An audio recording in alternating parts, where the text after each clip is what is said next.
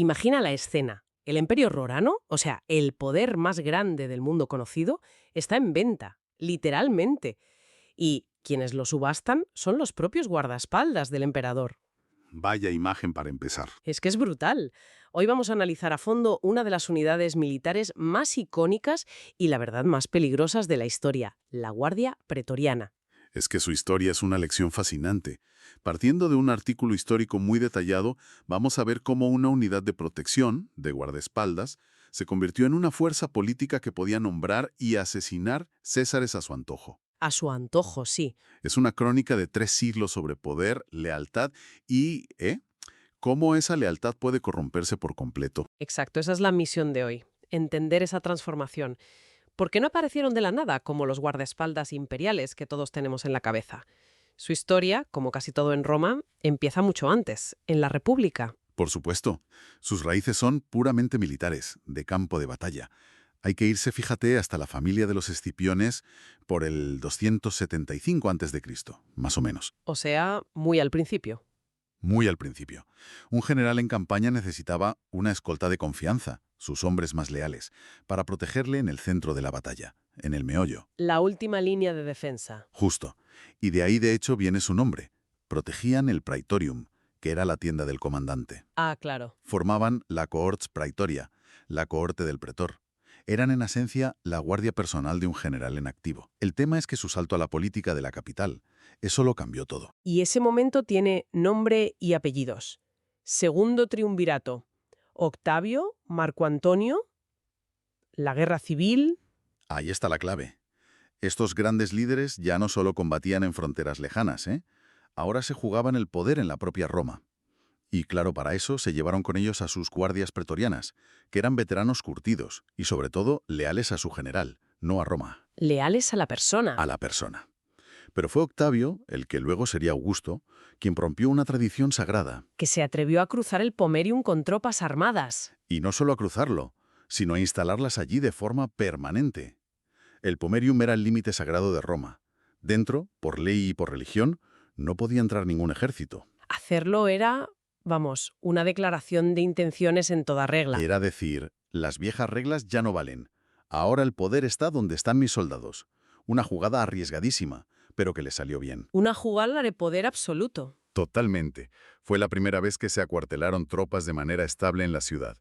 Y Augusto, una vez ya consolidado como primer emperador, formalizó esta fuerza como su guardia personal, pero tuvo que hacerlo con mucho, mucho tiento. Claro, es que era un maestro de la propaganda.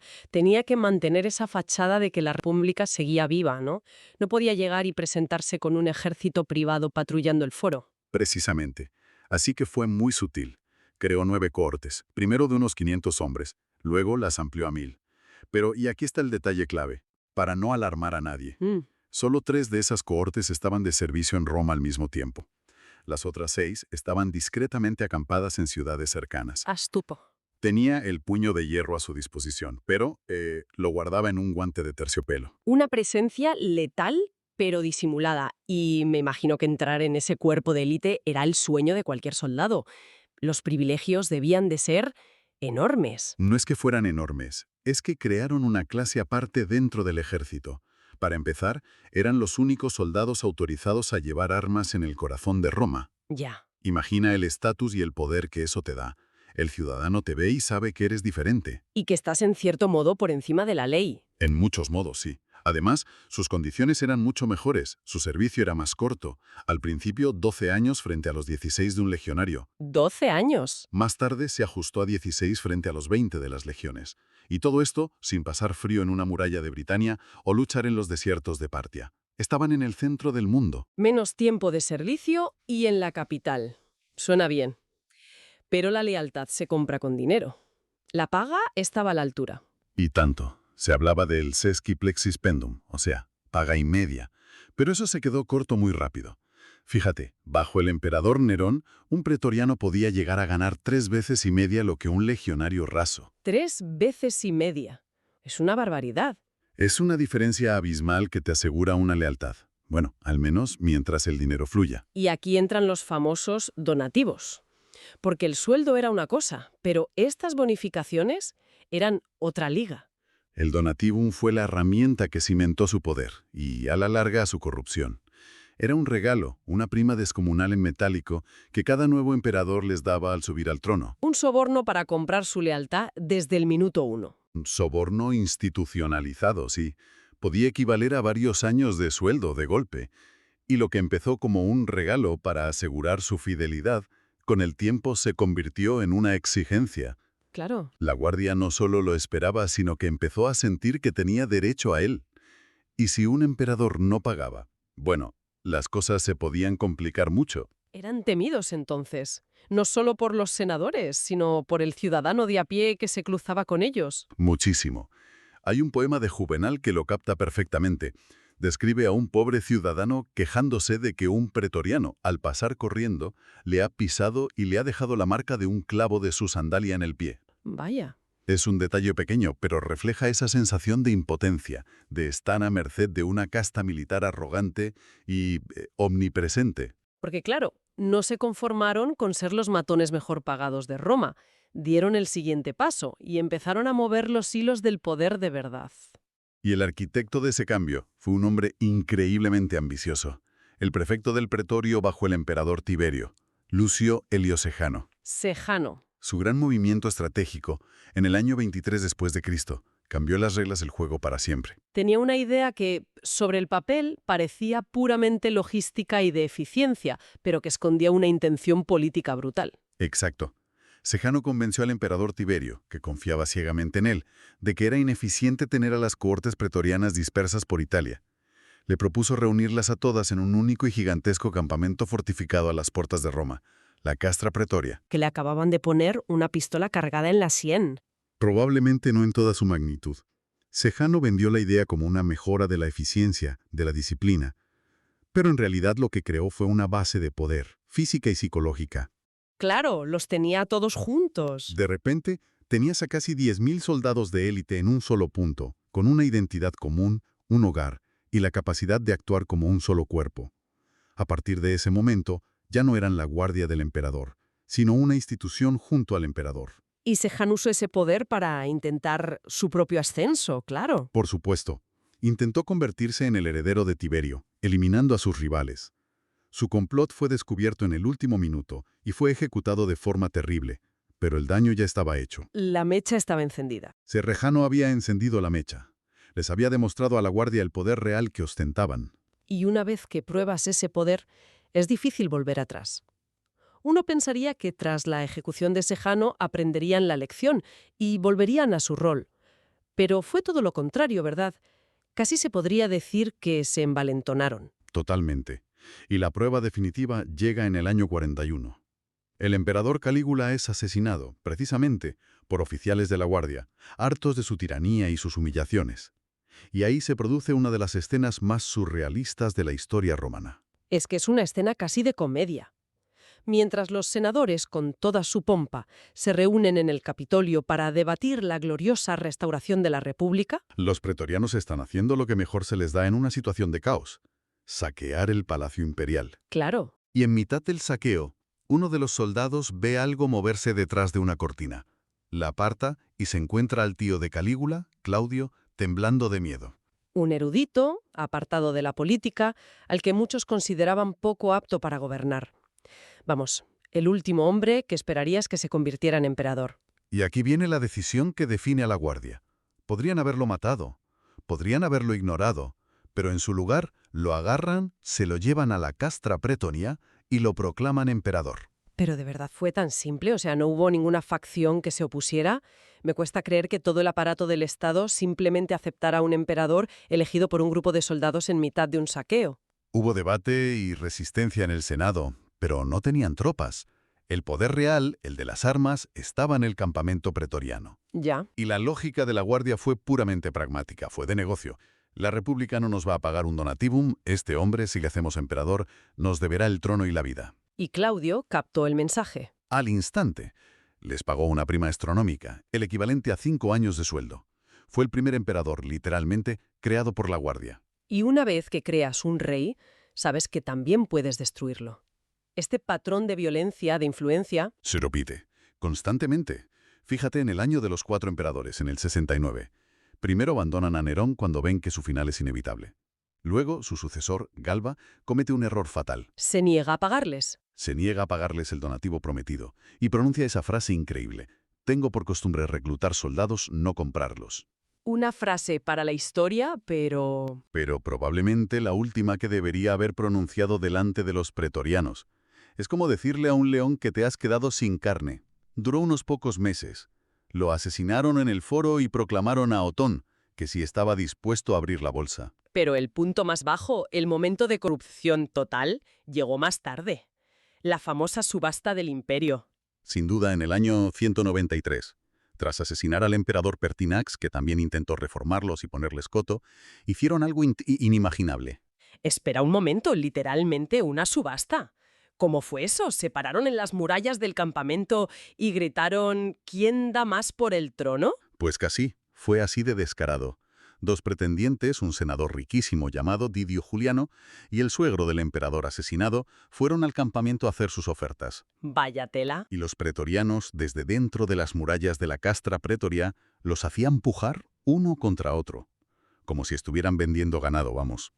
¿Y quién ganó?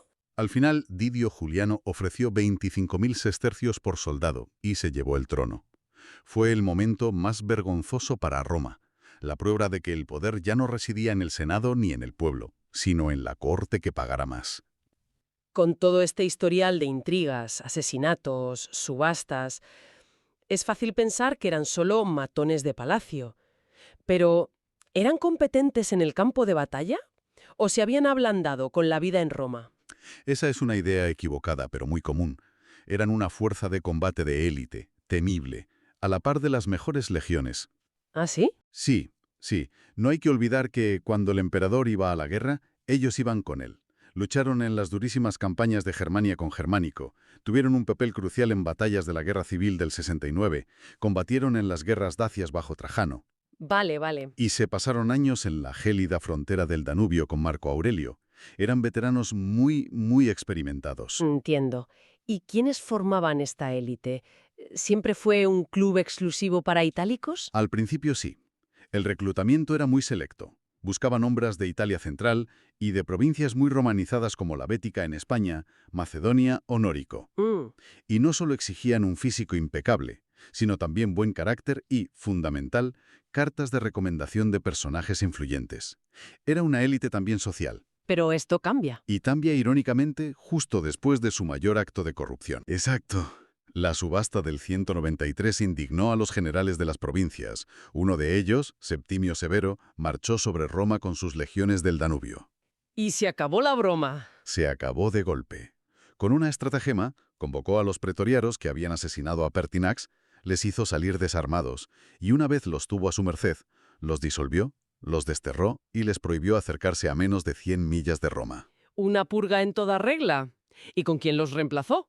Con los mejores soldados de sus propias legiones, hombres duros, leales a él, veteranos de las fronteras, sin importar de qué provincia del imperio vinieran. Esto cambió el carácter de la guardia para siempre. Ya. Dejó de ser una unidad de itálicos privilegiados para convertirse en una verdadera meritocracia militar, compuesta por los soldados más curtidos de todo el ejército. Es paradójico. Se vuelven militarmente más fuertes y meritocráticos justo después de su momento de mayor degradación moral. Pero después de 3 siglos de tanto poder, de ser una institución tan arraigada, ¿cómo llega a su fin? Pues su declive empieza a finales del siglo III, y el responsable es otro gran emperador reformador, Diocleciano. En el 284, Diocleciano reestructura por completo el imperio, creando la tetrarquía, y toma una decisión que es un golpe mortal para la influencia de la Guardia. Aleja el poder de Roma. Exacto. Traslada la corte imperial principal a Nicomedia, en la actual Turquía. Surgen otras capitales imperiales en Milán, en Tréveris. Roma deja de ser el centro neurálgico del poder. Y los pretorianos pierden su principal arma, la proximidad al emperador. Los dejó, por así decirlo, custodiando un palacio vacío. Un movimiento brillante para neutralizarlos sin un enfrentamiento directo. Fue un golpe maestro, desde luego. Y no solo eso. Diocleciano creó nuevos cuerpos de guardaespaldas de élite, los Ioviani y los Herculiani, que estaban ligados directamente a la divinidad de los emperadores. O sea, ¿los reemplazó? pasaron a ser la verdadera guardia personal. Los pretorianos quedaron relegados a ser la guarnición de la ciudad de Roma, una sombra de su antiguo poder. Y el golpe de gracia final llega por un último y fatal error de cálculo político. Cometen un último error, sí. En la lucha por el poder a principios del siglo IV, apoyan al usurpador Magencio que controlaba Roma. Y en el año 312, otro hombre fuerte, Constantino, marcha sobre Italia para unificar el imperio de Occidente bajo su mando. Y los pretorianos eran la fuerza de élite de Magencio. Eran el núcleo de su ejército, su mejor unidad. Se lo jugaron todo a una carta. Y esa carta era una batalla legendaria. El Puente Milvio. Su última batalla. El ejército de Constantino, que según la tradición luchaba bajo un nuevo estandarte cristiano, aplastó a las fuerzas de Magencio. Los pretorianos lucharon con la ferocidad que se esperaba de ellos, hasta el final, pero fueron derrotados. Y Magencio murió ahogado en el Tíber intentando huir. ¿Y qué hizo Constantino al entrar victorioso en Roma? No tuvo piedad ni nostalgia. Una de sus primeras órdenes fue la disolución final y definitiva de la Guardia Pretoriana. Envió a los pocos supervivientes a los rincones más lejanos del imperio. Pero hizo algo más. ¿El qué? Un gesto simbólico y demoledor. Ordenó que su campamento, la imponente Castra Praetoria, fuera demolido ladrillo a ladrillo, borrando su presencia física de la ciudad que habían dominado durante 300 años. Fue el fin de una era. Es increíble. Un viaje de 3 siglos que los llevó de ser simples protectores de generales a una élite imperial, luego a un poder en la sombra capaz de crear y destruir emperadores, hasta esa disolución tan simbólica a manos de Constantino. Es que lo fascinante aquí es la gran paradoja de la Guardia Pretoriana. Fue una institución creada para garantizar la seguridad del emperador, para ser el último bastión de lealtad en un mundo peligroso. Y sin embargo, se convirtió en una de las mayores y más constantes amenazas para la estabilidad del trono. Ya. Su historia es una advertencia temporal sobre el peligro de concentrar un poder militar tan formidable, tan cerca del centro del poder político. Y eso me deja con una última idea.